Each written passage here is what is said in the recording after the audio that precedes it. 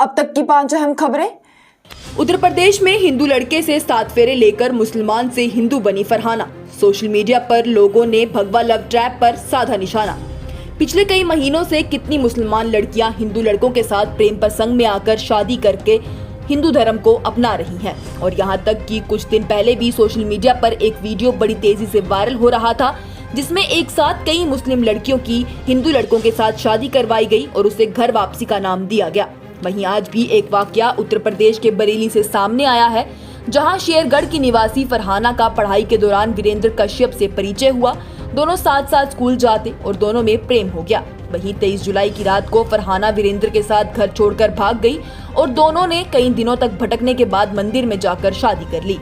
मंत्रोच्चारण के बाद फरहाना का शुद्धिकरण कराया गया। इसके बाद फरहाना ने हिंदू धर्म कबूल किया और नई पहचान से सरस्वती बन गई। वहीं इस वाक़े के बाद सोशल मीडिया पर वायरल होने से लोगों ने इसकी कड़ी निंदा की और कहा कि लव जिहाद को बिना किसी बात के बढ़ाया जा रहा है, जबकि असल में ये भगवा लव ट्रैप के तहत मुस्लिम बच्चियों को जाल में फंसाकर उनसे शादी की जा रही है। इसके बारे में कोई भी बात नहीं कर रहा। अगर मस्जिदों का कराया जा रहा है सर्वे, तो फिर मंदिरों की भी होनी चाहिए जांच। स्वामी प्रसाद मौर्य के बाबा बद्रीनाथ धाम को लेकर दिए गए बयान पर यूपी, उत्तराखंड समेत देश भर में मचा बवाल। उत्तर प्रदेश के पूर्व कैबिनेट मंत्री और वर्तमान में समाजवादी पार्टी के राष्ट्रीय महासचिव स्वामी प्रसाद मौर्य अपने विवादित बयानों से सुर्खियों में रहते हैं। कुछ समय पहले स्वामी प्रसाद मौर्य ने रामचरितमानस पर विवादित बयान दिया था।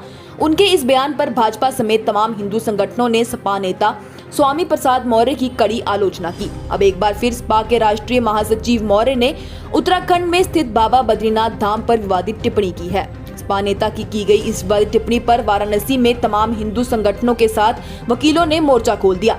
वाराणसी के वकीलों ने स्वामी प्रसाद मौर्य को मानसिक विक्षिप्त बताते हुए दीवारों पर पोस्टर भी लगा दिए। स्वामी प्रसाद मौर्य के बाबा बद्रीनाथ धाम पर विवादित बयान को लेकर उत्तर प्रदेश से लेकर उत्तराखंड समेत देश के कई राज्यों में भारी रोष देखा जा रहा है। इसके साथ सोशल मीडिया पर भी मौर्य के बयान पर हिंदू संगठनों से जुड़े लोगों ने आलोचना की है। सपा नेता के बयान पर उत्तराखंड के मुख्यमंत्री पुष्कर सिंह धामी ने भी कड़ी आपत्ति जताई है। बता दें कि सपा नेता ने एक चैनल में दिए गए इंटरव्यू के दौरान बद्रीनाथ धाम का भी नाम लिया और दावा किया बद्रीनाथ धाम भी 8वीं शताब्दी तक बौद्ध मठ था। उन्होंने कहा कि अगर मस्जिदों का सर्वे करवाया जा रहा है तो इस बात का भी सर्वे होना चाहिए कि उससे पहले वहां क्या था। उन्होंने कहा कि कई मंदिरों को बौद्ध धर्म के स्थल तोड़कर बनाया गया है, इसलिए प्लेस ऑफ वर्शिप एक्ट लाया गया और ऐसे सभी सवालों को 1947 पर ही फ्रीज कर दिया गया। इसके बाद स्वामी प्रसाद के इस बयान पर उत्तराखंड के मुख्यमंत्री पुष्कर सिंह धामी ने शुक्रवार 28 जुलाई को पलटवार किया और कहा कि महागठबंधन में शामिल समाजवादी पार्टी के एक नेता का बयान कांग्रेस और सहयोगियों की देश और धर्म विरोधी सोच को दर्शाता है।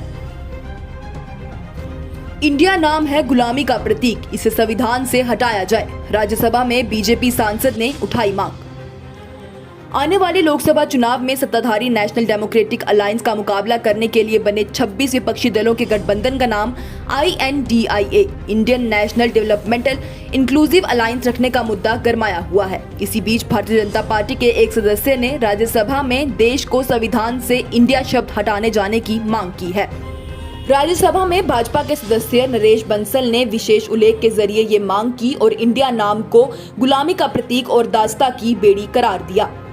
अपनी मांग में तर्क में बंसल ने प्रधानमंत्री नरेंद्र मोदी के पिछले वर्ष 15 अगस्त को लाल किले की प्राचीर से किए गए राष्ट्र के नाम संबोधन का जिक्र किया, जिसमें उन्होंने देश को गुलामी के प्रतीक चिन्हों से मुक्ति का आह्वान किया था।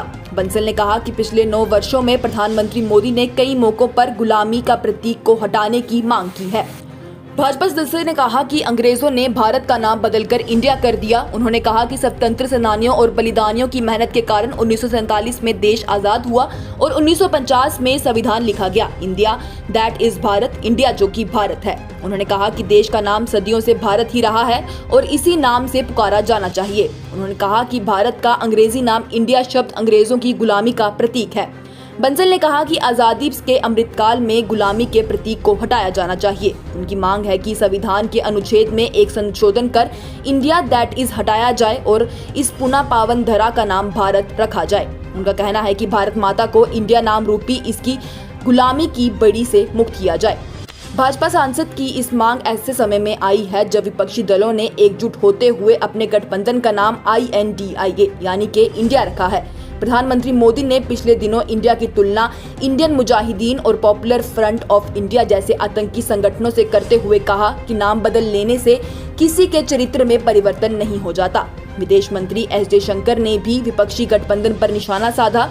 राज्यसभा में उनके एक बयान के दौरान हंगामा करने और सदन की कार्यवाही बाधित करने पर उन्होंने कहा कि विपक्षी सदस्य इंडिया विपक्षी नामक गठबंधन का होने का दावा करते हैं, लेकिन अगर वह भारत के राष्ट्रीय हितों के बारे में सुनने के लिए तैयार ही नहीं तो वो किस तरह से इंडिया है।